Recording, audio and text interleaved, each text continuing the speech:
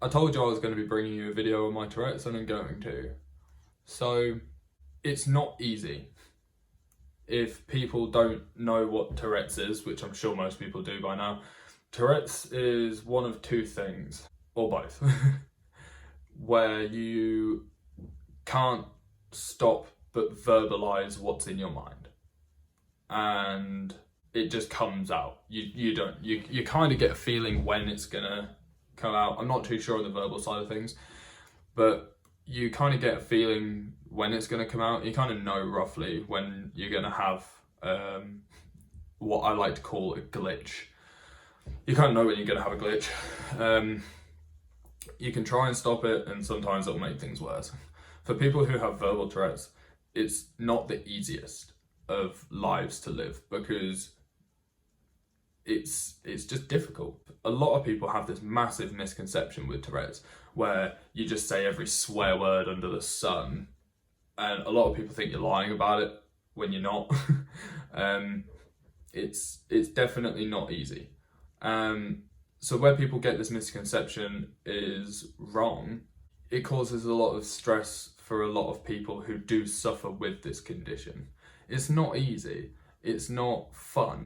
A lot of people they find their own way of dealing with it. A lot of people just get used to it. A lot of people just don't care. You know, they crack on. It's just their everyday life. That's their life, and they're just going to go ahead with it. A lot of people will laugh about it. I'm one person where I will laugh about it. I will make a joke about it because it's not bothering me so bad. It doesn't make me feel horrible knowing that I suffer with Tourette's. It did affect me for a long time though. So I suffer with not verbal but more like physical Tourette's, which is the other sort. So it's twitches or spasms that you can't control. I don't really know where they come on. I thought for a long time, have you heard of this restless leg syndrome? Well, I thought that's where, I think personally that's where mine sort of started. I kind of developed it when I was in school, around sort of my year 8, year 9. And it started roughly just after I got both my hands broken. And I just couldn't control it, I couldn't stop it. My mother, oh my god, my mother should be ruining me, should be having a go at me, just stop tapping my leg. Anyone that gets this is like, you know how annoying it can be. It's like, you just can't help it. Well, I thought that's where it started for me, and it then turned into full-on Tourette's, where I cannot control the twitches that come out. One main one that I suffered with for a long time is where my neck would strain. So just tense your neck out like that. Well, you get the idea. And that had happened. It had just like strain itself and twitch and pulse, and it's annoying. And it got like, mine will change. Mine, I don't know why, they just change. So it started off with like the neck spaz. It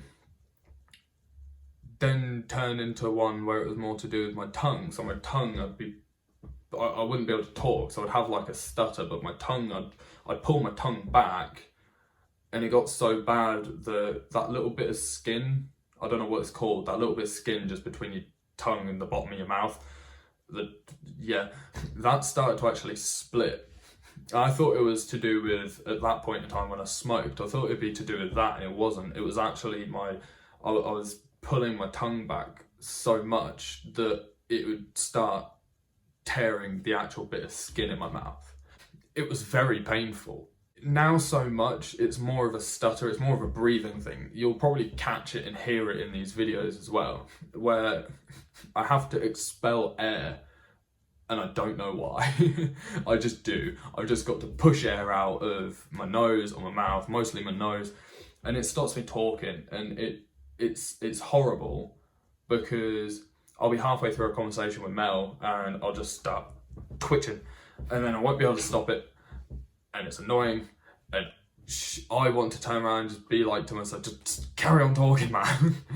And even she sometimes gets to the point where it's like, come on, spit it out. But I'm fine with that. Like, I have to say it's all down to the reason why I'm so confident with it, and the reason why I don't really care so much is because of my friend Josh. He really helped me get out of this habit and thought process that it's a bad thing. And when I first met Josh, I used to go crash at his a lot. We used to meet up, we used to go to car cruises, and he started noticing it a bit more. Yeah, and then he just asked the question, and he said he was really confused by it. He didn't understand why I found it such a bad thing. He really kicked it into me that it's okay. He found that if he made me comfortable with it around him, then maybe I could be comfortable with it in everyday life. So this started probably when I think honestly, I was only about 17. So I'm now nearly 24. So this all started with Josh when I was about 17 years old, and he has made my life so much easier by doing this. He made a crack comment because I was stuttering and I couldn't get my words out. He made a comment, what was it? That was it. He said, "Oh, come on, just get your words out, man." He was laughing, but I knew that he wouldn't be laughing at me. And that just made me start laughing about it. And the moment I realised I could laugh about my issue was the moment I realised, maybe everything's just going to be okay. And it took a lot for me to accept that. And the fact that from that day on I didn't care, I refused to give a shit. I really did. Because it changed my life so much. Like, don't get me wrong, making an important phone call to your manager or like to the dentist or the doctors, and at the start of every phone conversation I'm having to expel air out my nose and they don't know what's going on. I've had people hang up on me before. My mum's hung up because she thought I'd dialed her by accident, like pocket dialed her. It's never ending, but I kind of just crack on with it now. To have someone make you feel like it's accepted, like you are accepted for who you are, really changes your outlook on it. I mean, I got bullied horrendously while I was in school, and through college I used to get bullied a lot for it. Like, people would be taking the mick, they'd be making jokes, they'd be laughing at me walking past because they can see that I'm twitching or like I can't get my words out, so they just take the mick. And not even in like a funny, relaxing way, like they were full force trying to hurt me by taking the mick. And anybody out there who has Tourette's knows that it's not something that everybody's okay with. So now I know that I don't have to be self-conscious. Now I know that I don't have to worry. I'm such a happier person. I mean, don't get me wrong, I'm still on antidepressants, but that's not the point. I know that I am a much happier person. I know that I'm in such a better place. And I'm happier. I'm happier for it. And just the same as anybody who watches this, who does have Tourette's, or if you even know someone who does have Tourette's, whether it's just a twitch, verbalizing words, whether it's just anything, make sure that they know that it doesn't matter. Make sure they know that as long as they're okay with it, then no one can dismiss it. One thing I've learned is if you care about what other people think more than yourself, well, your life's gonna suck and you'll really not enjoy your time on this planet. Make sure you love yourself for you, because you matter.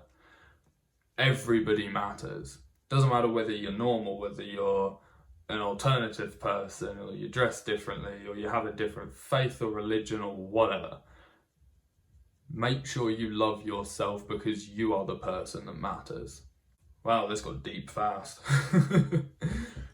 Again, back to the Tourette's thing though. I mean, You know, I've had it where people have laughed at me. Like, I've been in McDonald's trying to order food and the person behind the counter is laughing about it. And I've just cracked jokes back, like, oh, just give me a minute, I'll get my words out eventually. You know, or my neck will jar, and they'll see it and they'll be like, what's going on with your neck? You know, I had one do you know what? I had such a painful one once when my neck would have to, like, my head would, like, just thrash itself around. It happens sometimes now, but not as often. And it used to be a really good party trick because my neck would crack, and, like, it'd crack loud, like snapping celery type loud. And I remember I was at this party once, and my neck went, my head went, and my neck cracked, and I was surrounded by a few people, and I just dropped to the floor, and I pretended I'd, like, passed out or I died or something. It sounds so nasty, but it was one of the funniest moments of my life. I remember it so vividly, and everyone was panicking. I just sat up and I was like, what's everyone so worried about? And they hated me for a few seconds, yeah, but everyone saw the funny side of it afterwards. I guess the basis of this is to just make sure people understand that you're not alone. There are other people out there who have these problems, and they all go through the exact same thing you do. And whether you just realise yourself that you don't need to care about what other people think, or whether it's a friend helping you out or a family member, it doesn't matter. As long as you understand that you shouldn't give a flying shit about what anybody else says, because it's you. You need to get out of that situation where people care and what people think is more important than what you think, because at the end of the day, what you think is well, that's all that matters. So just do yourself a favour and accept who you are, and the world will gradually accept you too. So, this is Captain Fluffy Boot 7, signing out. I'll see you in the next one. Stay safe. Bye.